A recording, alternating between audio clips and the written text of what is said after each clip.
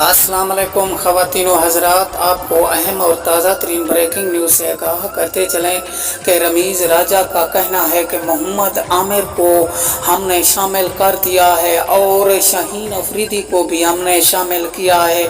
इसलिए वसीम अकरम ने भी बड़ा बयान दे दिया कि मोहम्मद आमिर को शामिल नहीं किया, इसलिए इंडिया से हार गए हम।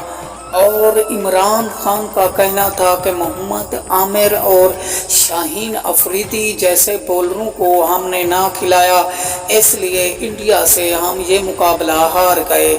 अब मोहम्मद आमिर और शाहीन अफरीदी इस टीम में शामिल हो गए हैं। इंशाअल्लाह इमरान खान का कहना है कि ये जो एशिया कप 2022 है ये हम ही जीतेंगे और इंडिया को हम कभी भी नहीं जीतने का मौका देंगे। अब मोहम्मद